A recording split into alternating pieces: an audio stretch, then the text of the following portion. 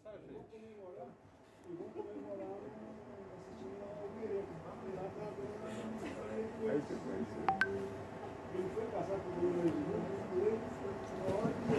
Começamos?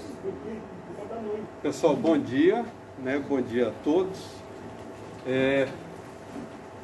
Hoje é dia 7 de dezembro de 2021. Então a gente agora vai fazer uma viagem, nós vamos voltar a 7 de dezembro de 1951. 70 anos atrás, certamente não era nesse edifício, a prefeitura já devia funcionar ali na esquina da Santa Catarina, né, com a Avenida Paraná, e ali é que deve ter sido então promulgada essa lei 133, né, que foi uma lei que teve um impacto tremendo, né, para a vida da cidade, permitiu à cidade um crescimento sustentável. Bom dia. Então, para nós é uma grande alegria estar comemorando os 70 anos dessa lei e homenageando o seu autor, que foi o grande engenheiro, arquiteto, urbanista, Prestes Maia. Então a gente está realizando aqui no auditório da prefeitura um evento bastante singelo, mas com muito significado, né? Então a gente está realizando aqui pelo IPU, Instituto de Pesquisa e Planejamento Urbano de Londrina, Prefeitura Municipal de Londrina e diversas entidades, né? O CEAL, o Sinduscom, o Instituto de Arquitetos, e chegando aqui umas figuras maravilhosas, né? Nosso querido Florindo Dalberto, que está aqui presente, Zé Pedro da Rocha Neto, que acabou de chegar aqui, que são história viva, né, de Londrina, vários colegas aqui do IPU, o seu Rubens Ventura, que é do Conselho Municipal da cidade, né, a Ana Bárbara do Sinduscom. A gente agradece o Ivory da UEL também. E nós vamos ter aqui nesse debate três grandes figuras também da arquitetura de Londrina. O professor Fausto Lima, que fez um trabalho de mestrado abordando a história, né, das políticas urbanas aqui de Londrina e muito especialmente o trabalho do Prestes Maia aqui em Londrina. Então é um privilégio para a gente contar com esse trabalho, com esse esforço, e para debater com ele nós temos o João Batista Bortolotti, né, que foi arquiteto, foi um dos fundadores do curso de arquitetura da UEL, professor por um tempinho lá, né, Borto?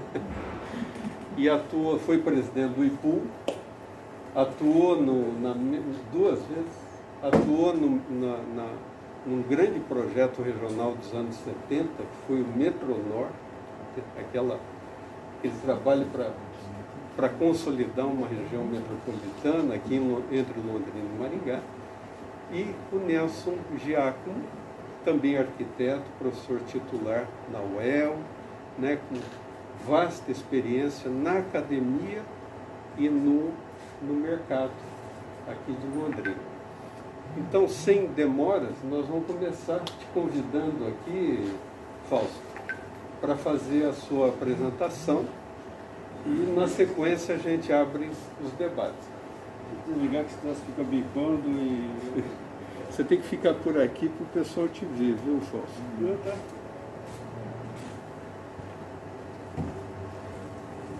E hoje a gente virou escravo dessa maquininha, né? Maquininha aqui. Bom dia a todos. O Tadeu já fez a apresentação falando da Lei 133. Mas a lei 133, ela, não sei se está dando para ouvir, no fundo, terá que máscara, eu preciso de água, tá? Mas nós precisamos de você aqui, senão quem está vendo lá... Tá, eu vou precisar de água. Água, bom para você. Sentar aqui. Você pede para alguém trazer uma água lá, tio? Tá. A gente fala da Lei 133, que ela está presente na nossa cidade até hoje. Eu tive a oportunidade de trabalhar no plano diretor lá em 93, 95, que é o plano que foi aprovado em 98. E eu tive a oportunidade de reescrever a lei do loteamento. Na realidade, atualizar a 133. A gente procurou preservar a 133 o máximo possível, pela característica moderna que ela tem. Ela ainda, apesar de todo esse período aí, 70 anos, é uma lei moderna. E hoje a gente vê o pessoal, principalmente lá na Europa, na Inglaterra, na França, principalmente na Austrália e no Canadá, trabalhando com uma coisa que a gente chama guias de desenho. É como desenhar a cidade. E a Lei 133, além de ser uma lei técnica e burocrática, é um guia de desenho. Acho que poucas pessoas se atentaram para essa coisa da guia de desenho dentro da Lei 133. Por isso que eu digo que ela é moderna, até hoje.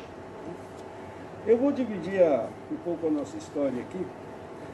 A gente tem a homenagem ao Prestes Maia, né, e a comemoração da lei. Eu vou falar um pouco do Prestes Maia. Né? Prestes Maia nasce na cidade de Amparo em 1886. O pai dele era farmacêutico. Ele foi alfabetizado pela mãe, lá em Amparo, e recebeu rudimentos, já na infância, rudimentos de inglês e francês com a mãe. Ele vai estudar interno no Colégio de São Bento, que é ligado ao Mosteiro de São Bento. Lá ele aprende latim, alemão, espanhol e entra no caminho da filosofia. O Prestes Maia era um poliglota, ele lia praticamente em todas as línguas. Dizem que ele conseguia ler grego, não sei se é verdade. Mas ele deve ter uma pessoa com a cabeça privilegiada, né? Ele deveria ter um QI assim, elevadíssimo, pela capacidade de memória e a capacidade de leitura que ele tinha. Só para a gente ter uma ideia, lá, vamos dizer, 1930, 1920, ele recebia praticamente todos os livros que eram publicados sobre arquitetura e urbanismo no mundo. Tem uma biblioteca lá em Santo Amaro, uma sala chamada Sala Prestes Maia, na Biblioteca Roosevelt. São 3.000 volumes. Sendo que, logo depois que ele faleceu, a família se mudou para Atibaia e teve uma enchente, e a enchente levou uma parte do acervo dele. Então tem coisas que a gente sabe que existe, mas não tem a documentação porque a água levou. Inclusive coisas de Londrina. É que a gente não tem, por exemplo, a gente fala do plano Avenidas, que ele fala de um traçado de um esboço, mas a gente não tem documentação sobre o plano Avenidas. Talvez tenha sido levado pelas águas. Né? Mas vamos dizer, ele tinha o conhecimento das últimas coisas que estavam se discutindo no mundo sobre urbanismo. Ele se forma na Poli em 1917, ele começa a trabalhar com o escritório próprio, talvez até aproveitando que o pai dele vendeu a farmácia em Amparo e vai para São Paulo e passa... Na história a gente só vê que aparece assim como investidor. Talvez fosse um imobiliarista. Ele precisa mais no escritório, acho que começa a trabalhar com o pai. Em 1918 ele é nomeado engenheiro da Secretaria de Obras da Prefeitura de São Paulo. Em 27 ele começa a dar aula na Poli. Ele dá aula de desenho a mão livre e desenho de perspectiva. Em 37 ele é obrigado a fazer uma opção. Em 37 sai uma lei dizendo que você não pode acumular cargos. Né? E ele opta para ficar na prefeitura. Ele larga a docência na Poli. Em 1930, junto com o Ulloa Sintra, ele faz um grande trabalho dele, que é o Plano Avenidas para a cidade de São Paulo. É um volume monstruoso, é um livro desse tamanho, tem 350 páginas. Ele passa praticamente o urbanismo praticamente daquela época, está naquele volume ali do Plano de Avenidas. E ali a gente consegue entender qual é o referencial teórico do Prestes Maia, né? O que ele usa quais são as pessoas que ele estudou para poder trabalhar o seu urbanismo. Ali a gente vai encontrar o alemão, o Stubben, né, que na verdade ele tem a prática, vamos dizer, a prática alemã, a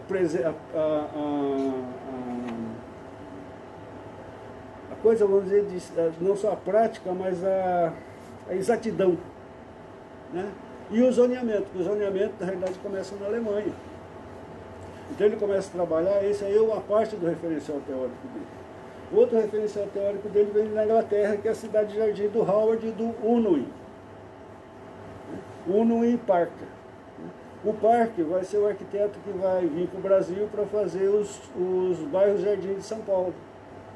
Jardim América, Alto de Pinheiros, N projetos que tem em São Paulo, que é a CIA City. E ele vai ter também uma outra vertente teórica dele, são os americanos, né? Louis Mumford, que é o plano regional de Nova York.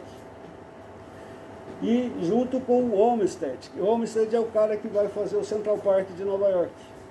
O naturalismo do Olmsted, que é a criação dos parques nacionais, a preservação da natureza.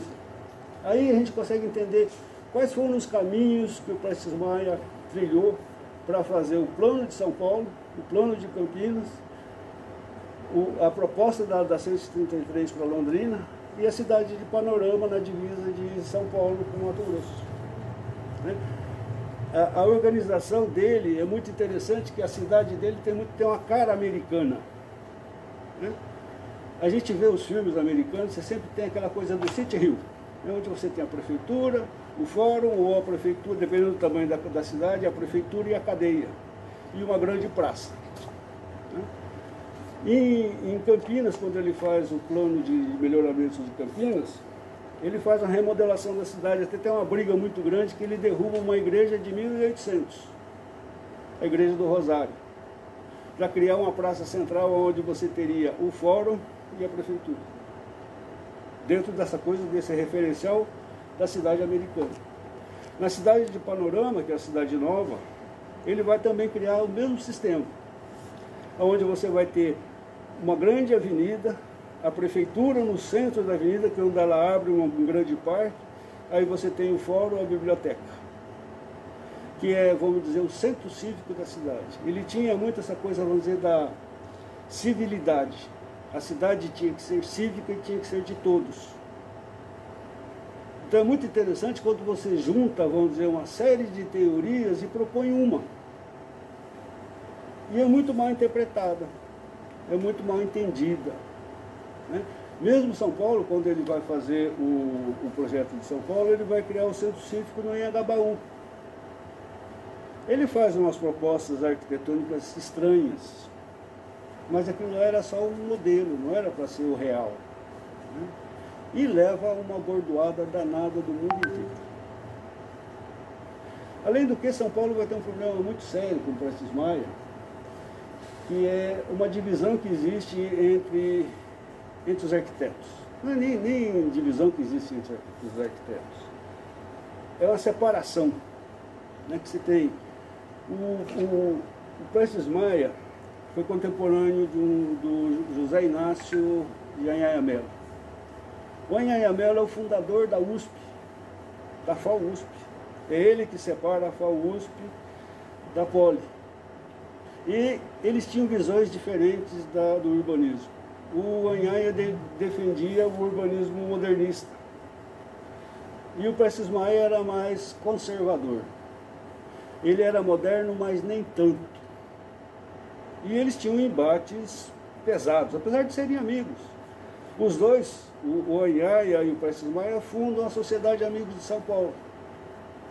A Sociedade Amigos da cidade, que vai acontecer aqui em Londrina. Sociedade Amigos de Londrina vai ser fundada aqui e vai ser fundada também em Campinas. Que é, vamos dizer, o Prestes Maia e o Anhanha percebem que ele precisa de ter apoio da público. Então ele cria essa sociedade para fazer a divulgação do urbanismo, a discussão da cidade, independente de Câmara Municipal, independente de ideologia. É uma proposta interessante. Né? que é essa coisa, vamos dizer, de você trazer para o cívico, para a população. Né? A população participar da elaboração da sua cidade. Aí, com essa divisão que existe, vamos dizer, de teórica entre Anhaia e Prestes Maia, os arquitetos de São Paulo ficaram com a Anhaia. Então, tudo que acontece de errado é o Prestes Maia. Né? Então, na realidade, é uma discussão ideológica que existe, e você termina não se aprofundando muito no estudo desse trabalho do Prestes Maia. São poucos os trabalhos que a gente tem sobre o Prestes Maia, mestrado, doutorado, essas coisas. São poucos. São uns 3 ou 4 só. Muito pouco. O tamanho da obra que foi executada. Em 1933 ele faz a consultoria do Plano de Melhoramentos de Recife, que termina sendo finalizado pelo Ulloa Sintra, que é o parceiro dele da Prefeitura de São Paulo. Em 1934 ele faz o Plano de Melhoramentos de Campinas. Em 1935 ele funda com Anhaia Melo a Sociedade Amigos da Cidade. E de 1938 a 1941 ele é nomeado interventor na Prefeitura de São Paulo, nomeado pelo Adhemar de Barros, é o período do Estado Novo. Ele é nomeado pelo Adhemar de Barros para ser o prefeito da cidade. O interessante é que essa Sociedade Amigos da Cidade, que ele forma lá atrás, passa a ser a Câmara de Vereadores. A Câmara de Vereadores estava fechada. A gente pega nos jornais, eu tive a oportunidade de entrar nos jornais e começar a pegar o que Prestes Maia, o que se falava do Prestes Maia. Então tem lá N documentos. Eu devo ter umas 600, 700 imagens de jornal. E aparecem as atas da Sociedade Amigos da Cidade. É praticamente uma Câmara de Vereadores. Ela não tem, vamos dizer, o caráter legislativo, mas ela indicava os problemas que estavam acontecendo na cidade. É o momento que o Prestes Maia está começando a fazer as desapropriações para fazer a abertura das grandes avenidas dele, né? Avenida São Luís, Avenida Ipiranga, Consolação. E o pessoal da Sociedade Amigos da Cidade vão denunciar, está saindo uma obra nova lá naquela coisa que tem um decreto para fazer desapropriação. Né? Então eles começam a funcionar, vamos dizer, como fiscais da cidade, como uma Câmara de Vereadores. Em 1947 ele faz o Plano Regional de Santos, em 70 e tantos anos. Hoje estão discutindo fazer a ligação Santos-Guarujá no projeto dele, para ver quanto esse homem estava adiantado no seu tempo. Né? Em 46 ele faz o Plano Urbano da Cidade Nova do Panorama, e em 51 ele faz o Estudo Urbanístico para a cidade de Londrina, que vai sair a Lei 133. Eu acho que poucos conhecem. Eu tenho aqui na minha dissertação, eu tenho o manuscrito do Prestes Maia, um estudo urbanístico para a cidade de Londrina. E eu tenho ele aqui datilografado pela esposa dele, pela dona Maria de Lourdes. Ela datilografava praticamente todos os trabalhos do Prestes Maia. É um documento que eu tenho aqui, acho que eu tenho ele em outro formato em casa. Se o Ipu quiser, eu faço uma cópia. E é difícil a gente chegar a ter acesso a essa documentação. Eu conheci a Adriana, a filha do Prestes Maia. Tive oportunidade, ela me recebeu, tive oportunidade de conhecer, conversar com ela. Até eu perguntar, como é que era o seu pai? É curiosidade, ele falou, ele é um cara tímido, ele era muito tímido. Ele tinha capacidade de muito trabalho, ele chegava em casa, ele ia direto trabalhar. Né? Mas ele era uma pessoa tímida. E tem um depoimento do Nicolau Tuma, que foi secretário do Prestes Maia, ele é jornalista, advogado, jornalista. Ele fala que o Prestes Maia era o primeiro a chegar na prefeitura e o último a sair. Ele tinha controle financeiro de tudo que acontecia dentro da prefeitura. O controle financeiro tinha que passar na mão dele todo dia. além de fazer todas essas coisas aqui, além de ler todas aquelas coisas que ele leu. E em 51 ele também faz o plano geral do Clube 500 em Guaratinguetá, que é um projeto de um clube que tem campo de golfe, um local chique, que os projetos foram feitos pelo Oscar Niemeyer. Ele disputou várias eleições. Ele disputou 2 eleições para governador, não ganhou nenhuma. Disputou 2 para prefeito, ganhou a segunda, em 61, pelo partido da UDN. E durante o mandato dele, que é de 61 a 65, ele falece no final do ano, no mandato dele. Ele tem uma embolia e ele falece. E o pessoal encontrou ao lado do leito dele uma tradução que ele estava fazendo do filósofo grego Plínio, traduzindo do latim para o português. Uma outra coisa que eu consegui descobrir em todas essas andanças aí, fuçando Prestes Maia, que na realidade passou a ser mais ou menos como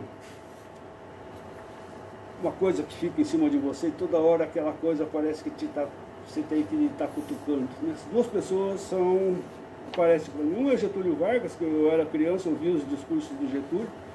Volta e meia aparece coisa do Getúlio na minha mão, sem eu estar procurando. Essa semana mesmo, esses 15 dias atrás mesmo aí, eu estava vendo um pessoal fazendo uma live de sociologia e de repente Getúlio. O pessoal falando da formação econômica do Brasil, Getúlio. Né? Então o Getúlio está sempre aparecendo para mim. Né? E eu lembro dos discursos que eu repetia, né? O brasileiras e brasileiros, hoje eu venho, e aí começava a falar. Né? Então ficou na minha cabeça o Getúlio, parece que ele me persegue. E o outro é o Prestes Maia, que também pela infância, né? Morava em Tamarana. Tinha umas revistas velhas lá, e tinha as revistas do Getúlio, e tinha uma revista lá que me chamava muita atenção, que era o projeto de uma cidade, abertura de avenidas, construções de viadutos, escolas, hospitais, e aquilo me encantava e eu queria ser engenheiro. Anos mais tarde eu vou descobrir que aquelas fotos que eu estava vendo lá, que me encantaram na infância, era o projeto Plano das Avenidas de São Paulo. Então essa coisa me persegue desde os 5 anos de idade. E cada dia eu estou descobrindo mais algumas coisas. Eu comecei um doutorado, não consegui terminar o doutorado, cheguei a fazer qualificação, o problema de minha orientadora faleceu no meio do caminho. Fiquei muito tempo sem orientador, fiquei desestimulado, aí apareceu doença na família, eu não consegui terminar a minha tese. Mas alimentou o meu conhecimento. E eu descobri que o Prestes Maia era banqueiro. Além de tudo isso, ele era banqueiro. O Banco Nacional Imobiliário, ele era diretor técnico do banco. Esse banco era um senhor chamado Orosibo Rocha Loureiro e Otávio Frias de Oliveira. O Otávio Frias a gente já sabe quem é. O Otávio Frias vai ser o dono da Folha de São Paulo e do provedor do UOL. Ele trabalha com esse pessoal. E o que é interessante, que apesar do Prestes Maia ser contra o modernismo, esse banco vai trazer o Oscar Niemeyer para fazer os projetos de São Paulo. São 5 ou 6 projetos, entre eles o Copan. E eles fundam lá a Companhia Pan-Americana de Hotéis. O Prestes Maia é acionista do banco, ele é do banco e é acionista, tem cotas desse Copan. Então eu acho que de repente em São Paulo o pessoal está comendo bola com a importância do Prestes Maia, com essa coisa de trazer o Oscar Niemeyer. Né? E não é só esse trabalho que ele faz com o Oscar, ele vai fazer o Clube 500 lá em Guaratinguetá também. Né? Então tem uma história mal contada dentro desse personagem. Né? A outra coisa interessante que o pessoal fala que o Prestes Maia é de direita, né? É a esposa dele. A esposa dele é portuguesa, educada na França, presbiteriana, desquitada, que é obrigada a fugir para o Brasil por problemas políticos em Portugal. Ela não era a primeira dama do município, ela se dizia que ela era a primeira operária. Ela era do Partido Comunista. E é ela que vai conversar com o Prestes Maia, é ela que vai trocar ideia com o Prestes Maia, é ela que vai datilografar e corrigir os textos do Prestes Maia. Então existe, vamos dizer, uma história não bem contada, né? Nessa coisa da direita, como existe uma história muito mal contada, uma coisa da direita em Londrina, que é Hugo Cabral e Milton Menezes. Tem um livro que é UDN e Udenismo, que a Maria Lúcia Benevides, ela fala das várias UDNs, né? Dentro dessa coisa desse livro, eu fui descobrir que quem deu o nome de UDN foi o Caio Prado, que é do Partido Comunista. Esse pessoal lá em São Paulo conversava tanto com a direita quanto com a esquerda. Não é como a gente está vivendo hoje, essa coisa estranha que a gente tem aí, que é o nós e eles, e a gente nem se olha. Né? Como é que um cara do Partido Comunista dá o nome de um partido que é de direita? Na verdade, era um partido social-democrático. Né? Você tinha lá dentro N UDNs. Você vai ter a UDN do Carlos Lacerda, que é realmente a UDN da direita. Então você tem uma vertente da UDN, que é uma UDN um pouco mais à esquerda, que é esse pessoal que está aqui em Londrina. Então a gente vê vários escritos aí dentro da história de Londrina, que eu vejo que é uma coisa um pouco mal contada. Né? Até, vamos dizer, essa coisa, por exemplo, da Sociedade de Amigos de Londrina. Vários textos aí dizem que a Sociedade de Amigos de Londrina indicou o Prestes Maia. Não, foi o contrário. Apesar dela ser fundada antes da contratação do Prestes Maia, é a sugestão do Prestes Maia lá atrás, porque esse pessoal já vinha conversando há muito tempo antes de fazer o contrato. O Prestes Maia vai indicar esses engenheiros que vão vir para Londrina. Ele vai indicar o Artigas. O meu pai era amigo do Milton Menezes, e um dia, conversando com ele, eu falei, pai, essa história do Artigas, como é que veio para cá? Ele falou, o Prestes Maia que indicou. Ele falou, tem um jovem arquiteto, promissor, que vale a pena você sentar e conversar com ele. Foi assim que o Artigas veio para cá. O Cascaldi vem para cá para montar a Secretaria de Obras da Prefeitura, que é para organizar a cidade para poder receber o estudo de planejamento. Como é que você faz um estudo de planejamento se você não tem uma estrutura mínima? Não adianta. Então o Prestes Maia se adiantou, ajudou a montar a Secretaria de Obras para poder implementar o seu plano. Então eu acho que existem, vamos dizer, histórias interrompidas, histórias não documentadas dentro da nossa cidade, que a gente precisa resgatar.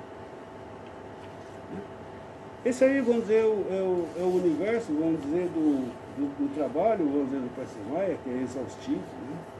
E aí tem essa coisa, vamos dizer, da Lei 133, que a gente está comemorando os 70 anos dela hoje. Que o Prestes Maia encaminha para a prefeitura um documento.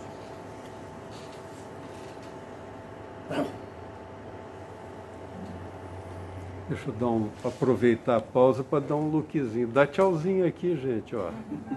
Olha, muita gente boa veio aqui prestigiar os 70 anos da lei e a memória do Prestes Maia, né, Fausto? Nesse documento aí o Prestes Maia, ele manda um documento para a prefeitura falando de 9 itens que teriam esse estudo de planejamento. Ele fala até de coisas simples, que seria, vamos dizer, a aprovação simples de uma lei, que é o que aconteceu. E ele fala também, vamos dizer, dentro desses itens, um estudo de áreas verdes e áreas livres, que também não sendo feito. E ele fala de uma coisa que chama atenção, que é o único documento que a gente tem que fala do perímetro de avenidas, que está nesse documento, né? Que ele chama do plano número 7, um esboço sobre a planta da cidade, dos principais empreendimentos e disposições urbanísticas de vulto. Esse é o único documento que a gente tem que fala do perímetro de avenidas. Não existe dentro da prefeitura documento nenhum a respeito disso. Ele deve ter feito um esboço em cima de uma planta. Aqui na prefeitura a gente não tem uma prática de não tinha, no passado, uma prática de arquivo de documentação. Muita documentação se perdeu. A gente teve um prefeito que colocou fogo numa parte do arquivo, que é para limpar e liberar espaço dentro da prefeitura. Então a gente tem umas histórias estranhas. Teve um presidente do IPU que estacionou 2 caminhões na frente do IPU e tirou 2 caminhões de documentos, sei lá que documentos foram esses. Tem uma coisa que é essa coisa da documentação, talvez naquele momento ela não sirva para nada.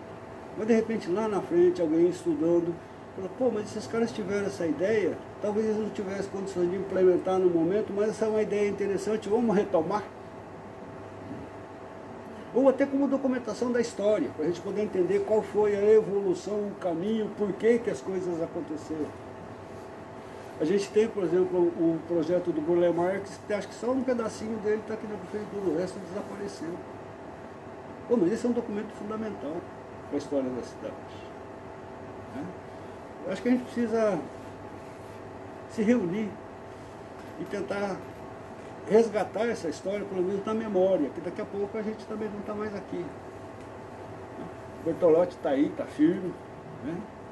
Eu estou aqui firme ainda, espero estar firme durante muito tempo, mas a memória da gente vai falhando. Né? E a gente resgatar um pouco dessa história. Né? Aí, como eu estava falando que você tem aquele campo teórico que aparece no plano diretor de São Paulo, é o mesmo campo teórico que vai estar aqui em Londrina. É aí que vão sair todas as configurações.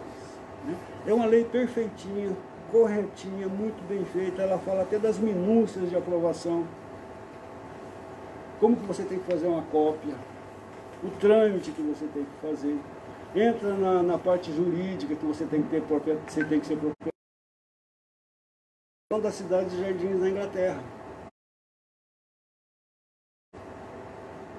O Unwin, ele faz a cidade, mas ele faz um guia de como ocupar a cidade.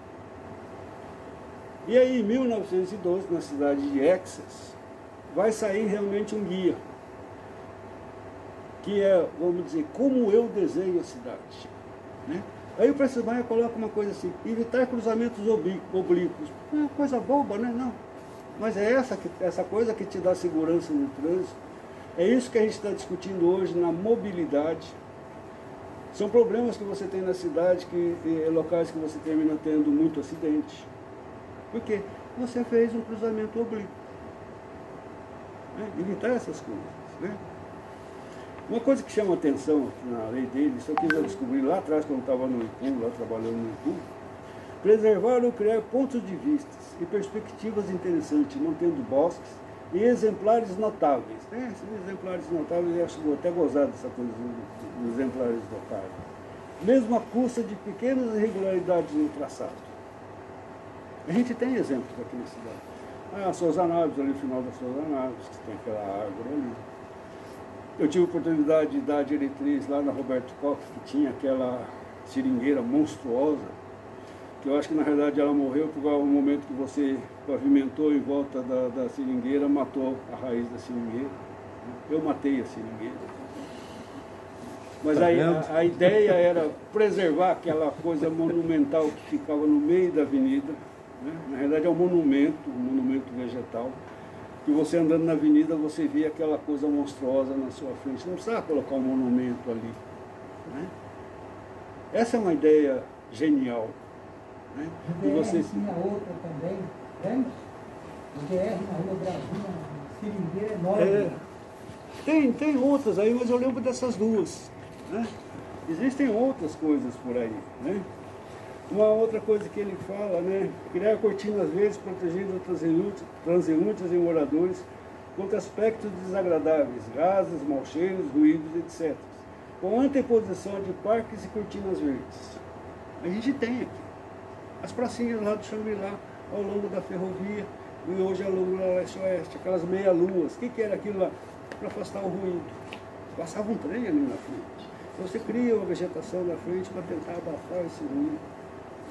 Ele propõe isso também na transição entre as áreas industriais e as áreas residenciais. Nunca foi aplicado. Mas é essa coisa, vamos dizer, da preocupação do desenho. São N coisas que ele faz. Eu estou só colocando algumas aqui que chamaram mais atenção.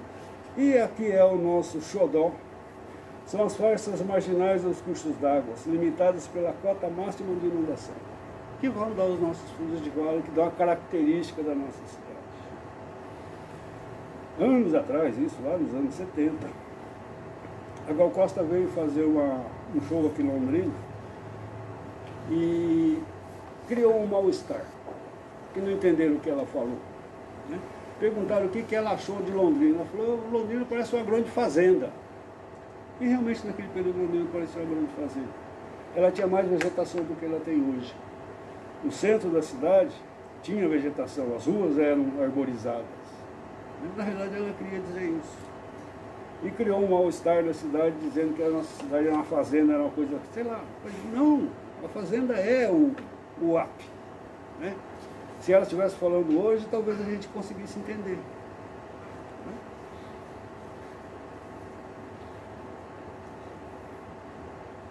E na realidade, vamos dizer, essa lei é a primeira lei, não vou dizer que é a primeira, mas eu acho que é uma das primeiras leis que vai se preocupar com a coisa do meio ambiente e o fundo de vale e a natureza. A gente tem Maringá, que é uma outra proposta, uma outra época, que ele vai ser o arquiteto lá, vai ser meio discípulo do Prestes Maia. Ele é discípulo trabalhou com o parque na elaboração dos loteamentos em São Paulo e vai criar o Parque do Ingá, vai fazer um desenho um pouco diferente, com mais liberdade. Né? Mas Londrina, como lei, eu acho que é a primeira cidade que tem essa coisa, vamos dizer, de proteção dos fundos de vale. Né? A gente anda pelo interior de São Paulo, né? Na época de chuva, é um descalabro. Eu já estive em Bauru, que eu tive que sair correndo para tirar meu carro. Veio a chuva e a chuva desceu naquele vale. São José do Rio Preto, tudo Nossa Senhora. Né? E mesmo com a legislação federal, São Paulo continua construindo em cima do rio. Por que a cidade continua tendo inundação? Porque continuou construindo em cima do rio. No plano avenida lá do São Paulo, o Prestes Maia propõe uma área de inundação. Curitiba vai criar os parques de inundação. Mas lá em 30, o Prestes Maia já tinha proposto isso no plano diretor de São Paulo. Quem conhece São Paulo seria mais ou menos uma saída ali para Guarulhos, Vila Monumento. Ali seria a área de inundação do Rio Tietê. Armazenar água em cima do solo, não deixar a água correr. Mas aí, por descalabro administrativo, falta de fiscalização e outras coisas, a várzea do Tietê terminou sendo ocupada. É culpa do Prestes Maia? Sei lá, ele foi prefeito também. Talvez tenha seu momento de culpa. Mas é culpa de todos os outros que vieram depois. Até, vou dizer, o projeto da Marginal Pinheiros, Marginal Tietê em São Paulo, não é o projeto do Prestes Maia. É o projeto do Moses. O Moses, um engenheiro que fez Nova York. O Moses vai ser combatido pela sua modernidade, que ele passava na cidade arrebentando tudo, construindo umas coisas sem nexo. E ele que faz a Marginal do Rio Pinheiros em São Paulo. A Marginal do Rio Pinheiros do Prestes Maia era para ter a ferrovia, levantar a lateral do rio, passar a ferrovia, e aonde estava a ferrovia seria o segundo anel da cidade que não foi executado. Então se culpa o Prestes Maia por enchente de hoje, mas a culpa não é só dele. Mas voltando à nossa 133, é a lei pioneira, e é uma lei que vai influenciar a elaboração da lei 676 de 1970. Se a gente colocar as duas leis uma ao lado da outra, elas são muito semelhantes. Muitos, até na linguagem. Então ela é uma lei que marca, e é uma lei também que vai abrir, pioneira, que vai, somente aqui no norte do Paraná, vai abrir nas nossas outras cidades, a preservação dos fundos de vale. Então é uma lei moderna ainda. Né? que deve ser comemorada hoje, como deve ser comemorada na hora que ela fizer 100 anos, na hora que ela fizer 140 anos. Porque ela está presente dentro da cidade. Mesmo revogada, ela está aí, a gente olha pela janela, está ali. Ó. Ela poderia ter sido melhor implementar? Poderia. Uma coisa que o Prestes Maia coloca é que a gente deveria ter, um lote não pode estar a 500 metros de uma via de, ele fala as categorias, não lembro agora, que seria uma coletora e um arterial. Quais são as coletoras que a gente tem desenhadas na cidade? Poucas. Eu lembro da Maringá, com 20 metros, da Montevidéu, a que liga ali o iate, que é esqueci o nome dela. Não, o iate que passa lá do iate. Amintas. Amintas. O que mais que a gente tem de 20 metros? Se esqueceram das coletoras, né? Vários locais precisariam ter essas coletoras. A gente tem uma rua local que hoje funciona como coletora. Começa a criar problema de circulação. Né? A travanca, o ônibus não anda, o comércio fica mal estabelecido. Mas fazer o quê? Esquecer, passou por cima, são as nossas heranças, que a gente tem a legislação e a gente tem os embates econômicos, sociais, políticos dentro do espaço público. Mas é uma lei perfeita. Perfeita.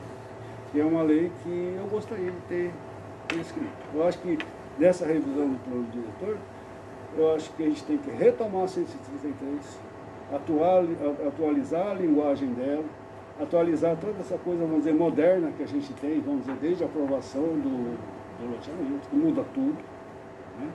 As novas legislações federais que a gente tem, as ex, né? E aprovar.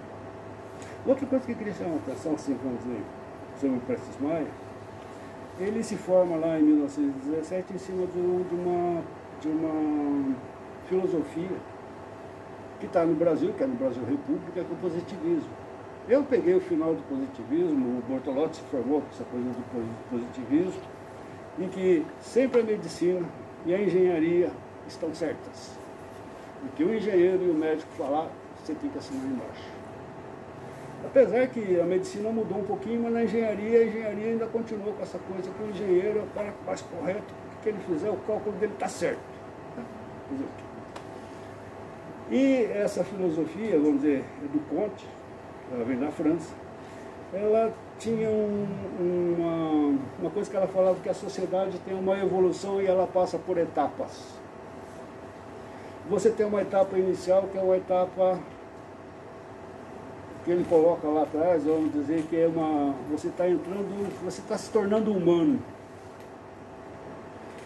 E esse pessoal considerava o pobre dentro dessa categoria meio humano. No plano de São Paulo, a gente vai ver o Prestes Maia falando da tutela dessa população. É um troço estranho, né? Tutela dessa. Que aí vem justificar essa coisa que a gente tem aí, que está aí até hoje, que a gente vai falar da escravidão, a gente vai falar desse isolacionismo que a gente tem, porque fez parte de uma filosofia de Estado. Por isso que a gente fala que é estrutural, né? A coisa da segregação. Né? Mas não é só a segregação do negro, não, é a segregação do pobre. Ele se faz um pacote só e os dois são segregados. O branco pobre, o preto pobre. A partir da evolução que chega aqui, em 51, o Prestes Maia já não fala mais isso. Né? E aconteceu uma evolução ao longo do tempo em que ele refaz o seu pensamento e fala dos conjuntos populares. Ele não fala da habitação social. A habitação social vai aparecer nesse período aqui depois dele, que são os conjuntos habitacionais do Rio de Janeiro, que a gente começa a discutir a habitação social. Mas é essa coisa para a gente colocar aqui, existe uma evolução do pensamento ao longo do tempo.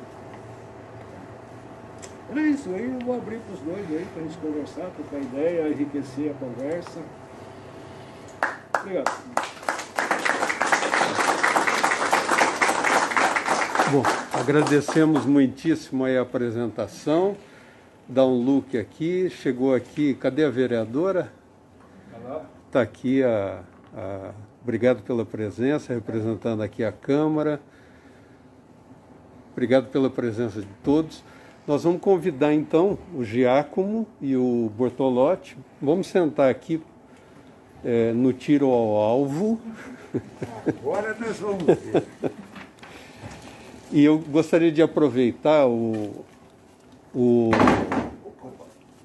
Fausto mencionou, né, até a atualidade dessa Lei 133 como insumo para a nova legislação que nós estamos fazendo. Então, a Câmara Municipal está acabando de votar, esse mês, até o dia 28, vota o plano diretor, e até daqui a um ano, nós esperamos estar aqui já com 4 novas leis urbanísticas. A lei de uso e ocupação, do perímetro, a lei de sistema viário e a lei de parcelamento. Então, eu gostaria de aproveitar, antes até de passar aqui, eu só gostaria de já compartilhar um convite com vocês. Nós vamos fazer uma prévia, uma apresentação prévia dessa legislação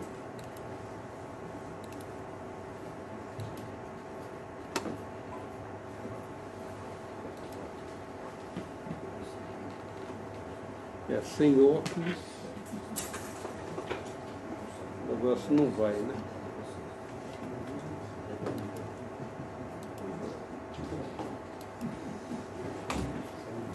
Então deixar esse convite para vocês, uma apresentação prévia da nova legislação.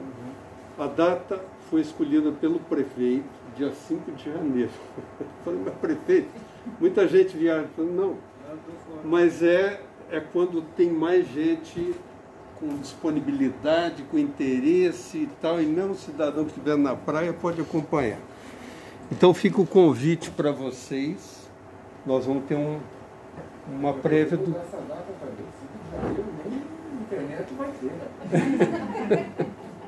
Então fica aí o convite para vocês.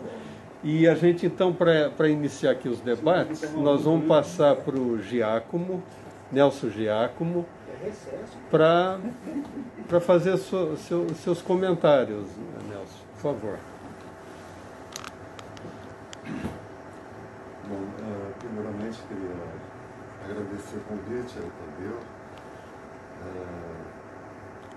Eu até me sinto um pouco, como eu comentei no momento do convite, me senti um pouco peixe fora d'água, vamos dizer assim, porque obviamente não é a minha área de atuação, assim, permanente, mas eu tenho, acho que, uma grande vantagem, talvez até em relação a eles dois. Não sei se o Fausto nasceu em Londrina. Eu nasci em Londrina. Você está morando? Eu nasci em Londrina. E nasci em 1951. Oxente. Não fui concebido baseado na lei. Estava em vigor, né? Mas no dia que eu nasci já estava em vigor. Nasci no dia 27 de dezembro. Então, também vou fazer 70 anos agora mas o ponto que na conversa que eu tive, principalmente com o Fausto, meu colega de departamento, embora eu já esteja aposentado, mas vivi por muito tempo a universidade, em particular também com o Bortolotti. Tive o privilégio de trabalhar junto, numa fase que eu estava praticamente iniciando minha vida profissional, junto com o Bortolotti, com o Sérgio Bosch, na formação do curso de arquitetura. Obviamente o Bortolotti já era professor lá na engenharia, já convivia com muitos arquitetos aqui em Londrina, e isso, obviamente, trouxe uma... O pessoal não está te ouvindo já, se você puder falar com Puxa a mesa para cá. Não, tá bom aí. Tá bom aí. Senão não vão ficar muito gigante. Caindo no pé da gente aí, meio furado. Pode seguir, por favor. Mas, enfim, então, veja, eu com 2 anos, 3 anos de formado, eu estava participando de um grupo de professores, de profissionais em Londrina, onde o grupo de arquitetos em Londrina era relativamente pequeno. Naquela época, se não me engano, era em torno de 20 e poucos arquitetos. Hoje, obviamente, a gente tem um número gigantesco, né? E, obviamente, isso foi um privilégio muito grande, porque isso foi me dando exatamente todo um conhecimento de arquitetura, da vivência profissional. Eu, nessa época, já estava trabalhando na universidade e pude, de alguma forma, durante toda a minha, em parte, a minha infância, pelo menos daquilo que eu me lembro, e da minha adolescência, até quando fui estudar fora em São Paulo, arquitetura, pude acompanhar toda uma evolução da própria cidade. E o que eu procurei, vamos dizer assim, me inteirar, principalmente de uma fase áurea, vamos dizer assim, da cidade de Londrina, que a partir de 1934, quando a sua fundação, havia um vigor muito grande, né, na cidade, onde, como o Fausto comentou, a criação da Sociedade Amigos de Londrina, onde, a partir dela, foi então gerada a questão da Câmara Municipal, onde nós tivemos, então, nessa primeira legislatura, a figura do Milton Menezes, que foi, na sequência do Hugo Cabral, o prefeito de Londrina, por 2 gestões. E, nesse momento, havia, então, toda uma questão onde esse grupo de profissionais, de empresários, enfim, uma expectativa muito grande por parte da modernidade da cidade, né? Então, havia a criação de determinados órgãos que vieram a complementar as administrações.